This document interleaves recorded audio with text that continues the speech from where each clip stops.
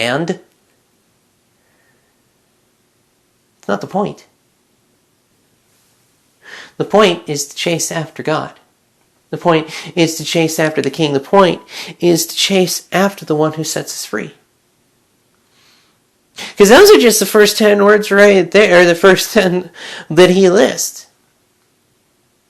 Not a checklist of, oh, I didn't do it, but almost a list of commandments that the world expects us to follow. I mean, look at it. Sexual sin, trade your body for get you what? It's not who you know, it's who you blow. Am I wrong? And if you've never heard that expression, I am so sorry for introducing you to it. This is not a channel for been in church all their life Christians. I mean, maybe it is, but it's not for one if you're expecting churchy language. We live in a messy and broken world. You got to call out the mess. And that's what it is. That is the world's first commandment. Trade your body for favors. Well, I'm just doing it to pay my way through law school.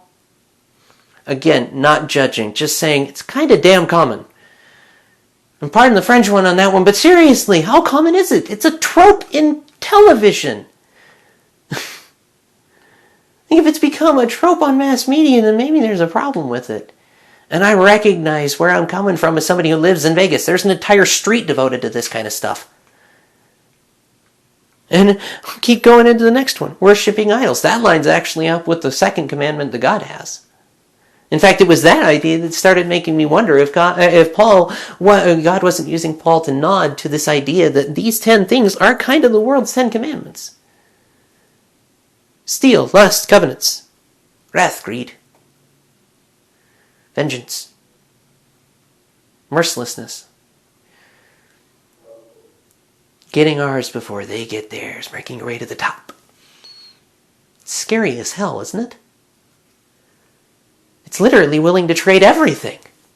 Everything. Mind, body, soul. Just to get to the top. And once you get there, what's left? An empty, broken shell, wondering what happened. To the years, to the morals, to the integrity. Looking into a glass of wine or a bottle of scotch with nothing but suffering in the eyes. And pain that doesn't want to be mentioned about, thought, or referenced. Because, hey, it's easier to run away. After you've done all that wonderful, horrible, evil stuff, why don't you just drink it away? That way you don't have to think about it.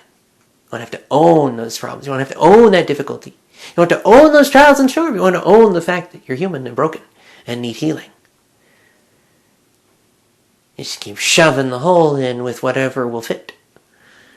People, money, booze, drugs. What's it matter? As long as it takes the pain away for a moment. Sound familiar? That's the world's call. That's the world's calling card. That's the world's enticing offer of the apple. You want to be God's? Take from the shiny piece of fruit. And we wonder why there's such desecration. We were one nation under God in the United States, and the West is founded on Judeo-Christian morality, and we have wandered away from it, almost in glee. You know, and I will admit, this is pointing out not just the world's way of doing, but I'm talking to believers here.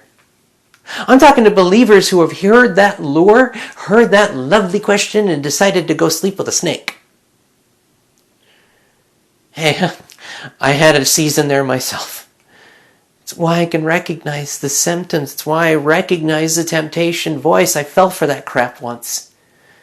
It's an ugly voice, and it's an ugly path, and it's a horrific game that will leave you cold and dead.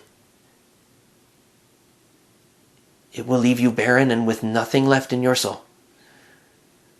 I say that as a warning and a begging toward anyone who is a believer and on the cuspice. Do not go that route. Because they're tempting offers. And yeah, sometimes they may not be the big version of it. Sometimes wanting to off somebody isn't actually wanting to plunge the knife into their back. Sometimes it's just hoping they get hit by a car.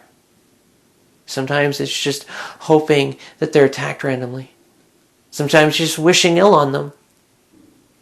I really hope they get theirs. What about yours? Oh, yours are covered by grace. What about theirs? Did he not die for them too? Are our lives not to be used as an opportunity to invite those who are far from God to come near to him? And so if we decide to, rather than to offer love to somebody who hurts us, we rob them of mercy. We rob them of kindness, we rob them of decency, we rob them of compassion. And if we are the only Bible that person will ever read in their life, then we have just poisoned the entire text. That's the reality we're working with here. And that's not a line I'm drawing, it's the line he drew. The line he actively draws. The line that says we're his. And it's right there. For God bought you with a high price. You do not belong to yourself. Again, I'm talking to believers here. If you're a non-believer and you catch this, I am welcome. I hope you will surrender to the God of Jacob who sets you free. If you are a believer and struggling with this, then praise the God who sets us free, because we are not meant to be bound in chains. And sometimes you get so used to being in the chains, you need a shot to the ribs just to get your attention. Goodness knows Peter did. Again, thank you for building your rock on that church. Like first Pope? Nah. Head of Dumbasses Anonymous. And I'm not insulting the man. I own that. I will happily wave that flag because it's a flag of surrender. It's a flag of saying, I don't know how to do it. I tried. I can't. Peter, same way all the way through. Gospels, tried, can't, tried, can't, tried, can't, tried, can't, tried, can't. And then 1st and 2nd Peter, that is a boy who understands the entire Tanakh in reference to Jesus. And he's speaking to Gentiles. Like, was one way, then another, and in the middle was God. The rough edges, the trials, the struggles, the going into the drink. Jesus going to, oh, get me behind me, Satan. How many times did Peter get called out? Get behind me, Satan, ye of little faith. Like, how many different times? And yet still, love. Still mercy, still kindness, still compassion, still such pure invitation. In spite of everything. That is a grace and a mercy that we do not deserve. That is the definition of grace. It is undeserved, it is unearned. And so when we fail to live in such a way, we fail to recognize we are not our own. I mean, Paul puts it another way in another verse. It is not I who live, but Christ who lives in me. Remember that one?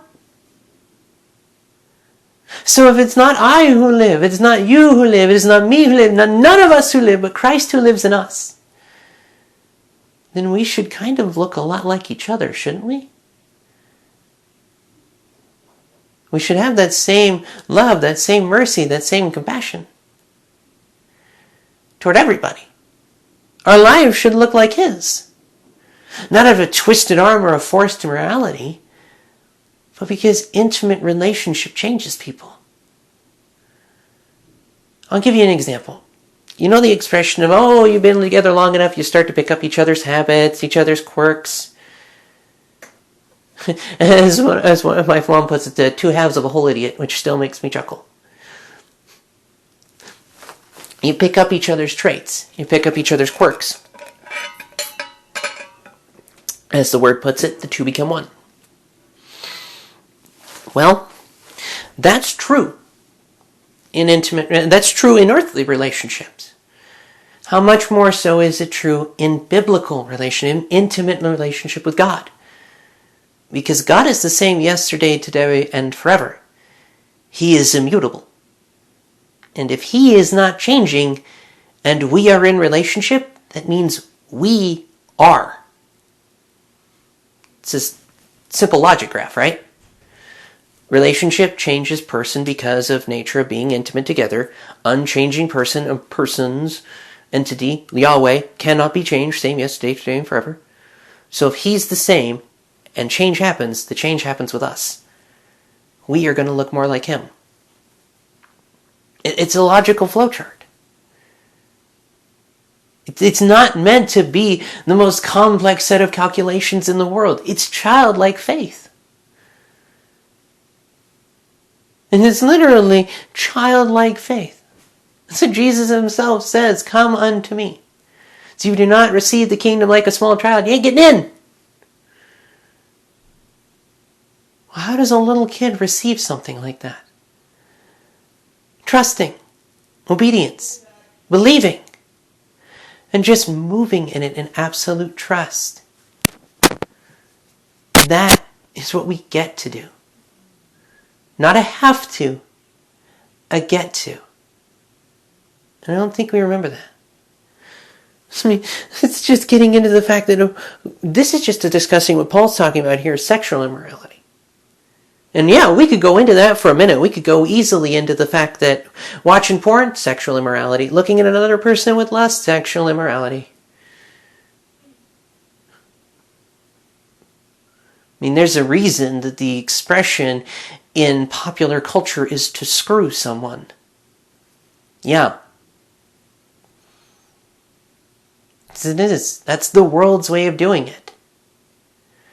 And we're just, it's like, oh, well, I'm not that far on it. Same sin. It's not a sliding scale of sin. It's just sin.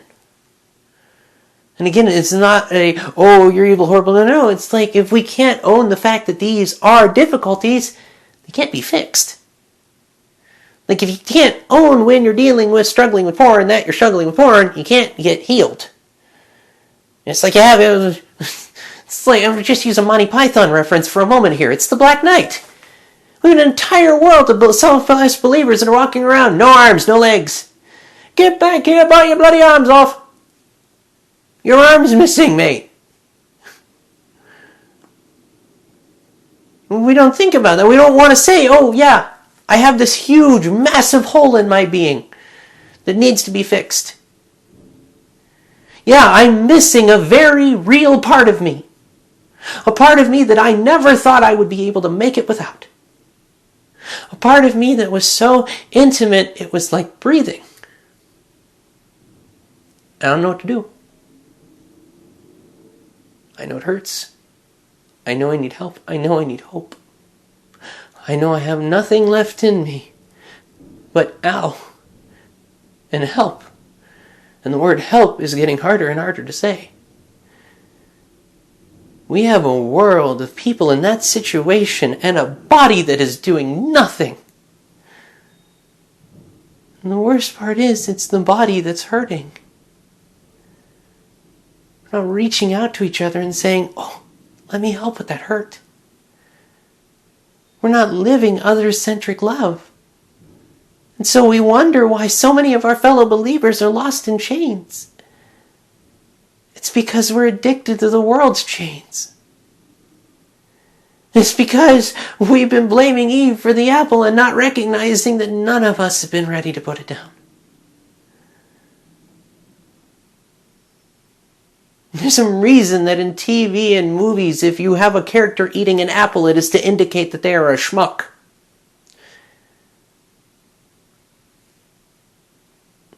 We haven't stopped eating the apple. We keep hearing those damn whispers, those screw-tape voices, those disgusting invitations to evil, and we go along with it. And then we have the audacity to blame Eve as though we didn't do it ourselves. Oh, it's Adam's fault. Oh, it's Eve's fault. Pretty sure it's sin's fault. And choosing to do it our own way rather than trust God. Because here's the screwed up part. God told them they would be. The enemy offered a shortcut and a lie. Oh, you can be like it. You're already image bearers of it. We fall for that lie. Oh, it's just a little bit of embezzlement. I'm having a hard time with the funds. Oh, it's just a little bit of porn. She hasn't touched me in years. He hasn't touched me in ages. Oh, it's just a little bit of texting with somebody. Oh, it's just meeting for coffee. Oh, it's just a little bit of gossip. Oh, and a little bit of payback never hurt anybody. That's the whisper. That's the whisper every single time.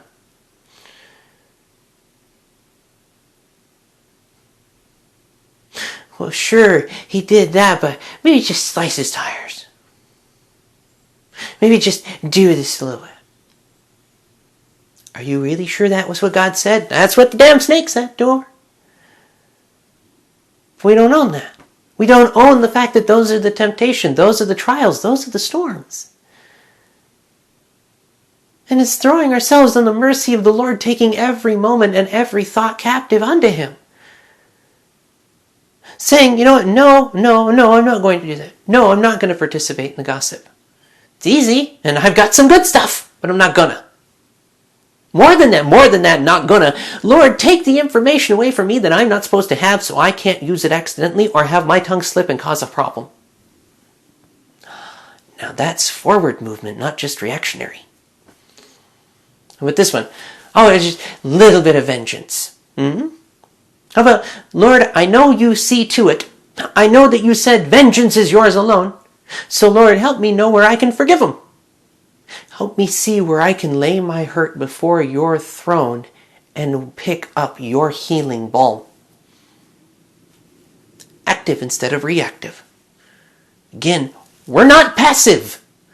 If you are a Christ follower, you are not a pacifist. You just save the other side of that for where it belongs. The enemy. You want to pick a fight, you go after the giants that are keeping these people imprisoned. Not by cutting them down, but by helping them through it. Oh, it's just a little bit of addiction. Oh, well, you're a horrible person because you got addicted. No, not how you're going to solve a thing. You want to see addiction giants fall? You help them, give them a solution out of it. Put down this when you need to. Call your sponsor. Talk to me. Talk to somebody. Reach out. Be your brother's keeper. Be your sister's keeper. Be a friend. And when I say that word, I'm referencing when Jesus says, I no longer call you servants but friends, because servants don't have a clue as to what the master is doing, but friends do. We are friends of God. We get in on what He is doing. And He's using us to save. You say, no, okay. When I say that, I don't mean it's our life. It's His blood alone that saves. His blood alone that saves.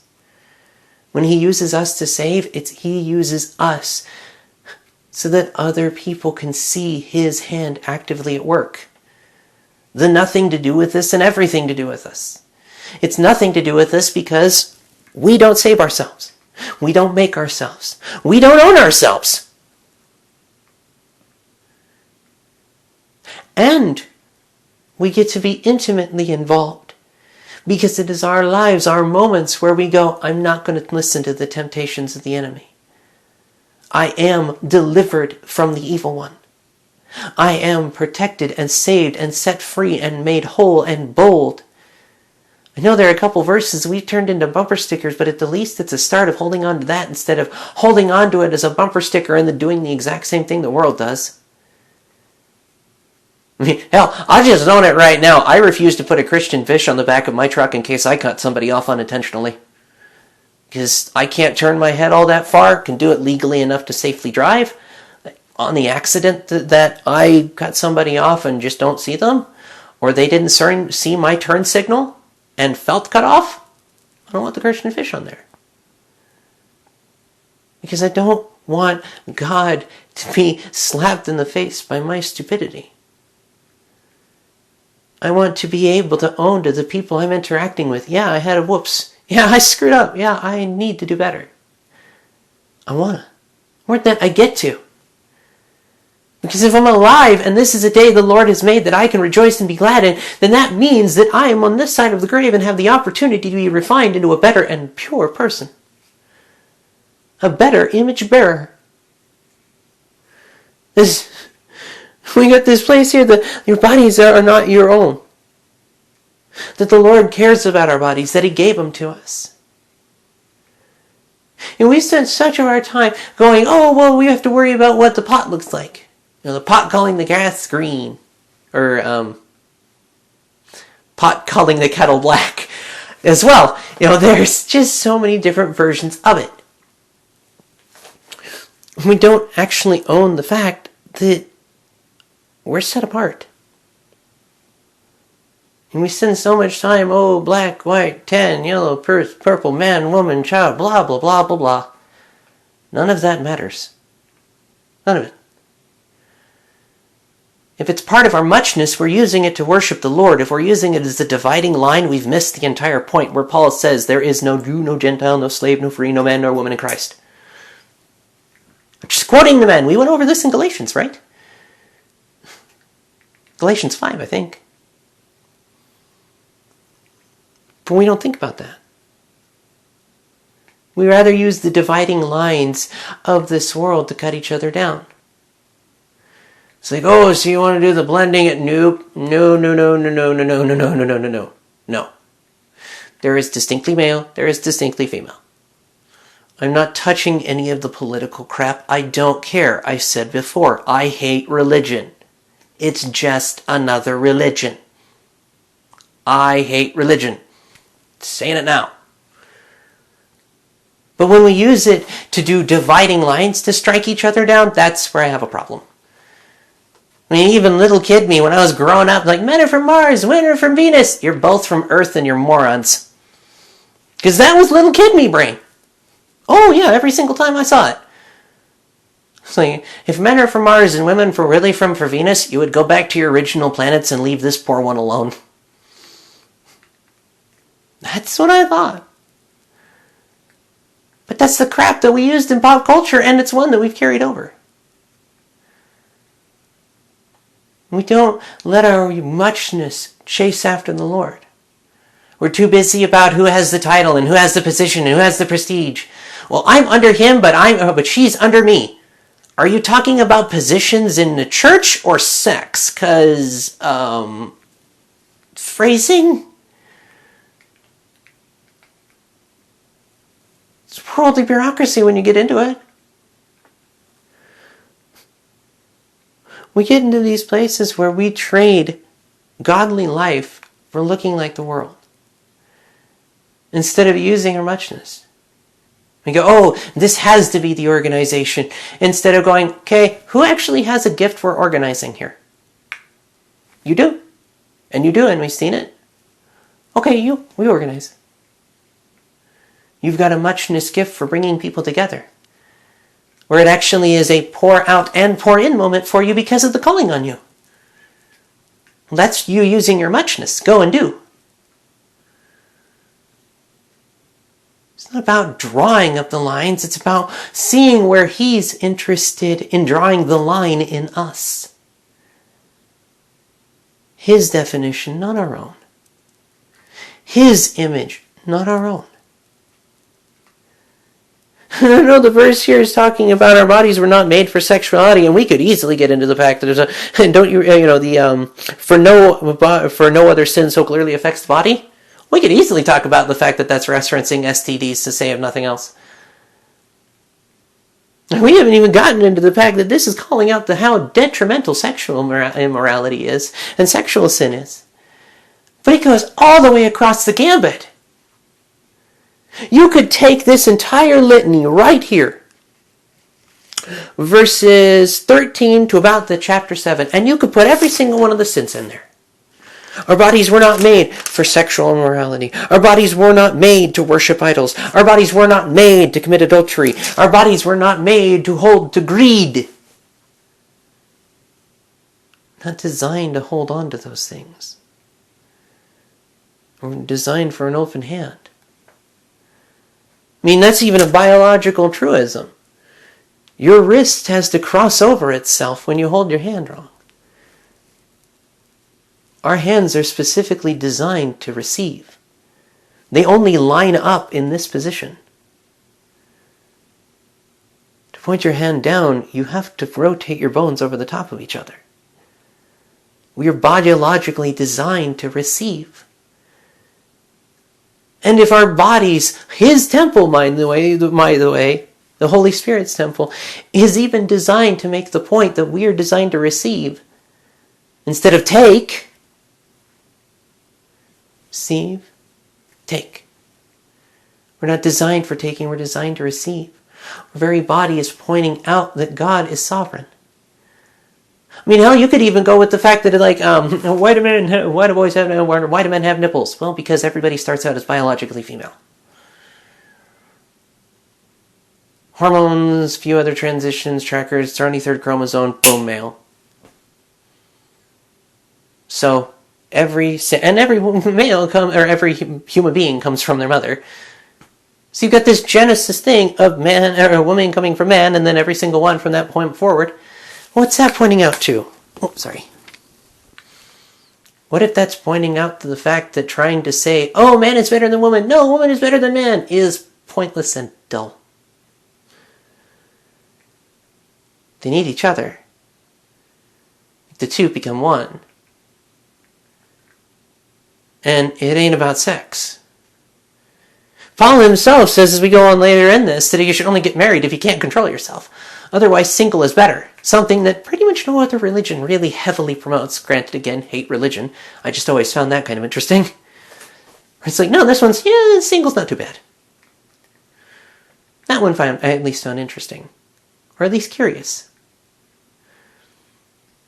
Because when we're like, oh, as a single person saying, I desperately need to be married, I desperately need to be in a relationship. Why?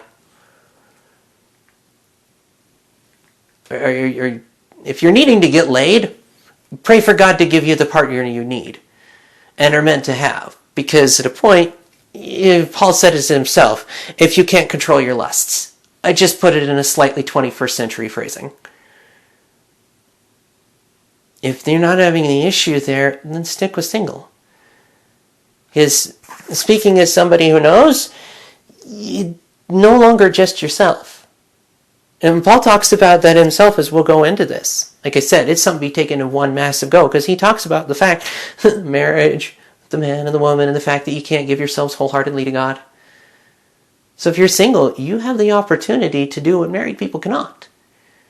You can chase after the Lord in every moment. You don't have to go, oh, honey, the Lord said we have to go over here. Should we talk about it and pack up? You just go, oh, okay, God, I'll go there.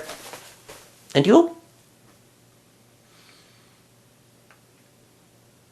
It's what we have the control for. And considering the fact that self-control is one of the fruit of the Spirit, it makes me wonder, why don't we really have an interest in bearing the right fruit? But we'll talk into this more as we continue on. I'm almost at part 3. So I'll see you guys, God willing, Thursday. May His favor be upon you. Know that you're loved and don't give up hope, because we got a lot more to get into. I'll see you then.